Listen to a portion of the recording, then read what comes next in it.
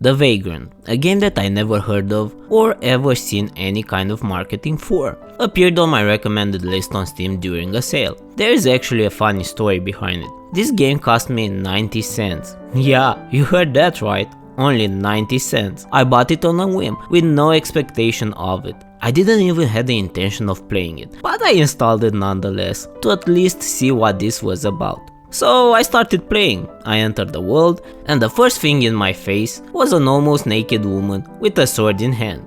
I rolled my eyes, saying under my breath something like this: "Oh boy, this is one of those games, ain't it?" The funny thing is that after 20 minutes in, I was like, what? But this game has a really neat and unique artistic style. The characters are beautiful, the areas as well. It's fun to play and has some really interesting side stories, with the main one being quite interesting as well. And the gameplay is kinda awesome. So yeah, I'm going to talk about a hidden gem, the Vagrant.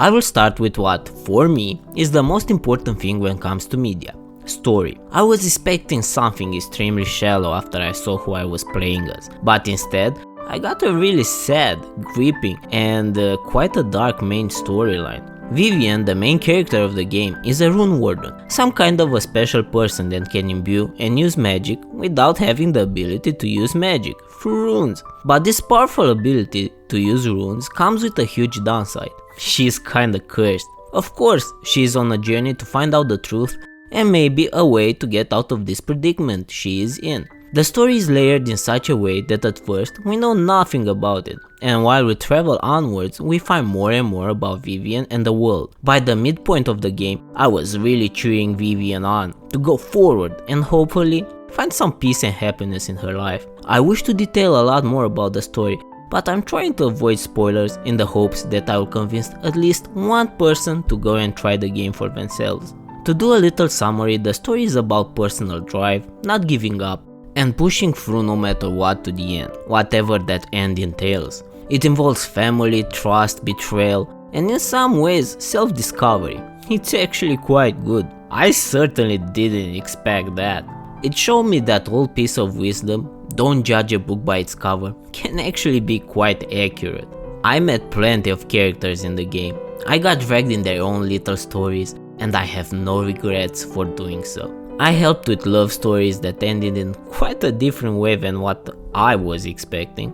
I dealt with kings that devoured their subjects, including daughters, heroes that act unheroically, and so on and on.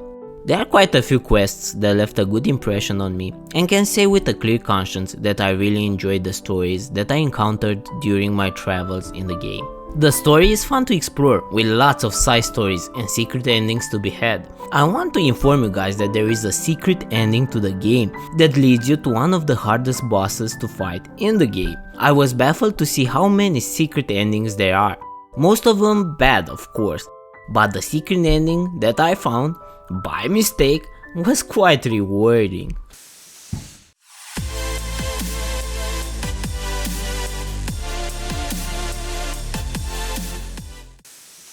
I have a disclaimer to make. I don't usually play 2D games, like almost never, and me doing a video about one is even shocking me. But I feel like this game is just that good, that is worth talking about it. The game is an action RPG, so expect a lot of action in it. To be frank, it's almost nothing but action. At first you start as a wimp, you can do 3 basic attacks and 1 special ability that casts rage. But as you level up, you unlock more abilities like double jumping, combos, new skills, and all of a sudden you go from this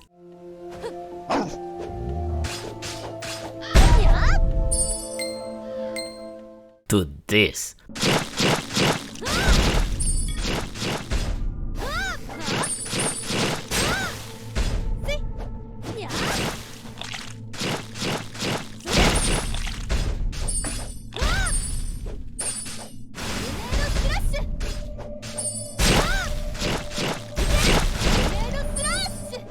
The progression of power from the beginning to the end, it's extremely rewarding and it's well done.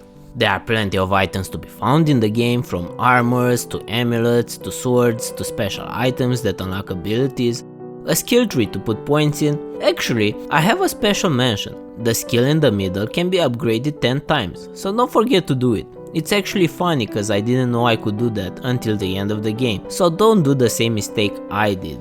I was incentivized to explore all corners of the map because I could find special items that unlock different abilities. If you don't find them, you get blocked from leveling up in the skill tree. Also, there are a huge number of secrets out there, like out of the reach places that can hold powerful items or even skills hidden out of view. So keep an eye out and jump all over the place for that sweet reward when finding something that wasn't supposed to be found. The game can be challenging at times, but I never got to a point where I got stuck. If you ever get to a point where you are getting smashed over and over again, you can actually stop and grind for a while. And of course, don't forget to upgrade gear and eat some food. It really helps out. The thing that attracted me the most and what made me stay until the end, except story, were the boss fights. The design of the bosses is a delicious affair for the eyes, a succulent visual meal that satiated my need to admire some neat art. They are unique from a visual standpoint and from a gameplay perspective as well. They have different mechanics and some of them are a hellish experience to fight. Some are easier, some are not, but I can say with certainty that all of them were fun and most of them were a good challenge. There are two things that bother me the whole game. The armor doesn't change the appearance of your character, and second, maybe the most annoying developing decision I ever encountered in games of this type. You cannot run without double tapping the direction you are going in. This created some really frustrating platforming issues in some areas. While I got used to it, it still sucked and it was kinda annoying to manage even in fights.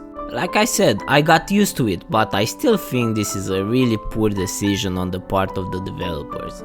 I want to talk a little bit about rifts. These are challenges that are unlocked after beating specific areas or bosses. They are special challenges that give better rewards than usual and can be repeated as many times as you want. They range from double bosses to rooms full of tough enemies, and depending on when you tackle them, can be an absolute nightmare to deal with. Really liked the idea of these challenges. I would certainly love to see this kind of optional mechanics in more games. While there are some problems with the gameplay, such as the double tapping to run, the gameplay is a blast. The progression is good not only from a character viewpoint, but a personal one as well.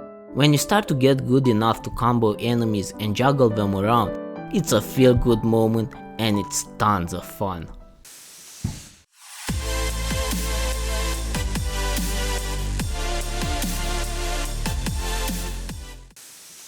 There are quite a few characters I met along my journey, but only 3 that stayed with me until the end. The main character, Vivian, the Witch of Euride, and Camden. Vivian comes across as a caring person that helps others, quite the normal type of hero you meet in other media as well. She has quite a dark past and almost nothing to look ahead to. My biggest gripe with her is that her visual appearance doesn't depict her at all as how she is as a person. Her personality is very far from what you could imagine of someone being like by wearing this kind of clothing. I like her as a character. She doesn't grow too much, but there is a little bit of growth for her along the story. She is determined to reach her goal no matter what, never giving up even in hopeless situations. The Witch of Euride. She is basically the evil woman which wants absolute power. At first she comes across as someone who wants to help Vivian, but as time goes on she reveals her true self and she is just evil. That's about it. She is evil, power hungry and uses others to her own benefit. Camden. Well, he can come across like the ignorant, annoying brat that can't see the truth, but this is because the player has access to much more information than the characters themselves. He is the apprentice of the Witch of Euride and holds her in high regard, and his task is to be the watchdog that reports everything Vivian does to his master. He is the character that sees the most progression in the game. This game might not sport the best characters ever, but they are likable enough and the focus of the game is the gameplay. While my mind was never blown by the brilliance of character writing, they certainly filled the role they needed to fill just fine.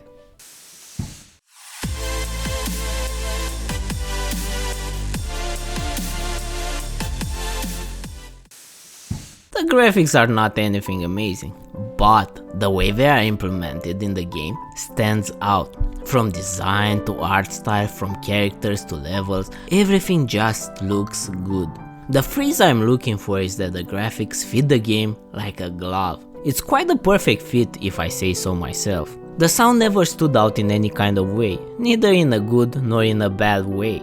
Don't get me wrong, there are a few soundtracks here and there that are very cute, but most of the time I didn't even realize there was one. So overall, I would say the sound is good enough to not bother you, with the occasional song that will make you say, that is pretty cool. The sound effects are good. They do their job to make us believe that we are fighting those monstrous beings in this world. They could be better, but they are good enough to not bother my ears. Overall, these elements come together in a sort of harmony that when combined makes everything shine. When taken apart, not one stands out, but when combined, they create a beautiful whole that satisfies the senses. This game was a pleasant surprise to come across. While initial, I was suspicious of what it might offer. I have no regrets giving my time to this little piece of entertainment. More so when I think about it and I know that I'm not into games like this. I highly recommend to give it a try. You might be surprised on how much you'll enjoy it. Tons of secrets, RPG elements, story, characters, art style, heavy dose of action. What is not to like?